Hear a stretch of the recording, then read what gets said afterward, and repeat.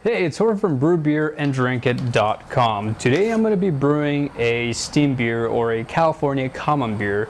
Now, I wanted to use my original recipe, the one that I have as my extract version, but I had to make a couple of changes because I couldn't find some of the ingredients at my local homebrew supply store. So, very simple. Let me show you. Here's what you need to brew this beer. You're going to need 9 pounds of 2-row or American pale malt, half a pound, about 8 ounces of Crystal or Caramel 60 Lovibond, quarter pound of Victory malt, quarter pound of Carapils, 1 ounce of Willamette hops, 1 ounce of Simcoe hops, and then white yeast 2112. Now, the only two changes that I made on this recipe, since there wasn't Northern Brewer hops or the white yeast,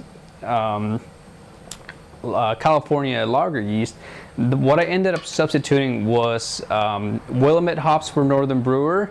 Not exactly the same, but somewhat similar, good enough for this substitution. And then I went ahead and got the White Labs San Francisco lager yeast. So that's what you need for this recipe. Very simple beer to brew. Let me go ahead and show you how I got started.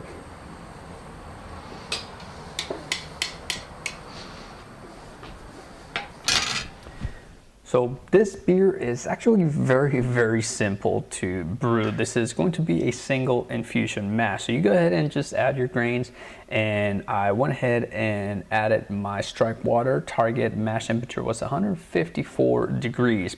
So as usual, I add my do my salt additions about 15 minutes in once I check my pH and everything, that we can get a good estimate of what needs to be adjusted.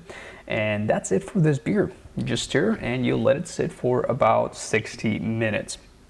So after 60 minutes, you go ahead and do your sparging and or lautering. So for all my beers as of late, I've been doing what I guess we consider a single, basically, I don't even have a name for it. So I just add all the water that I plan on using, and then I just lauter everything. So I'm adding all my sparge water.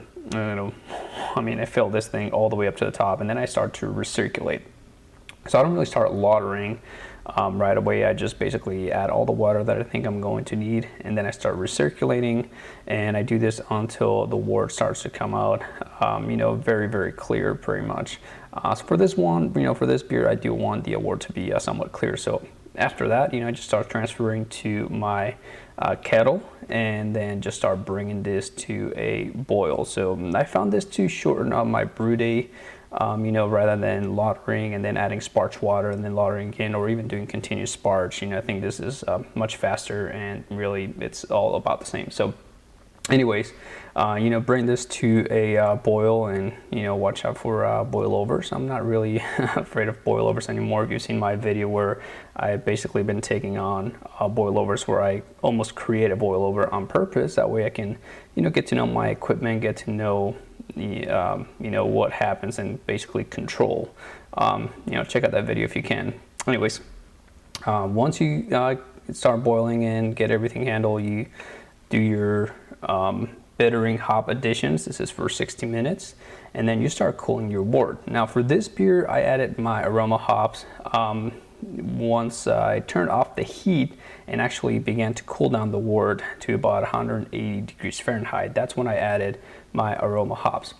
And then after that, I continued to cool down, and then I transfer the beer or the wort over to my fermenter. So as of late, I haven't been aerating the wort. I aerate the yeast. Information I'll be posting on my newsletter. And that's it. Ferment this at about 55 to 58 degrees, slowly raise from 55 to 58 degrees Fahrenheit. And that's pretty much it. I don't know if I'll be able to do a beer review on this one, since I'm brewing these beers for my sister's wedding.